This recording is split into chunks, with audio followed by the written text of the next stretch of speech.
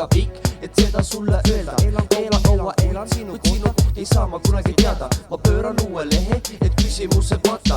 Elu liiga lühike, et kurb olla, jutt on liiga pikk, et seda sulle öelda. Elan kaua, elan kuid sinu kohta, ei saa ma kunagi teada. Ma pööran uue lehe, et küsimused matta. Aitäh isa, et sind pole kunagi olnud näha. Tundub, et mind polegi olnud sul vaja. Ma olen juba 18, kuid me polegi kohanud veel teineteist, mis ikka teha, sõpru pole saanud meist.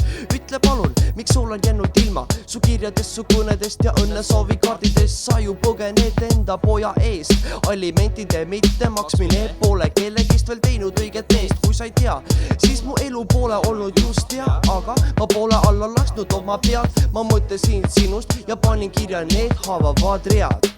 Elu liiga lühike, et kurb olla, jutt on liiga pikk, et seda sulle öelda. Elan kaua, elan kuid sinu kohta, ei saa ma kunagi teada. Ma pööran uue lehe, et küsimused maata. Elu liiga lühike, et kurb olla, jutt on liiga pikk, et seda sulle öelda. Elan kaua, elan kuid sinu kohta, ei saa ma kunagi teada. Ma pööran uue lehe, et küsimused maata. Kuid mida sina ikka sellest tead? Ma olen kuulnud sinust ainult läbi kohtu. Olen veendunud, et kunagi me ei kohtu. Sa pole austanud mind ja mu ema teab, mis armastust on raske leida ja hoida. Kuid sinu puhul on jõudnud see kaugele ära minna. Sa võid ennast kus iganes peita, kuid ma ei soovi sind enam teada. Ma ei tea, kas nuta või naerda, sest ikka pole mul kerge mulla. Ma loodan, et saad mu valu kahekordselt tunda.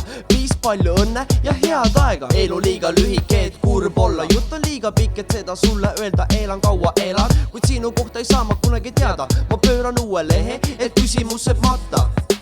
Elu liiga lühike, et kurb olla, jutt on liiga pikk, et seda sulle öelda. Elan kaua, elan, kuid sinu kohta ei saa ma kunagi teada. Ma pööran uue lehe, et küsimused matta.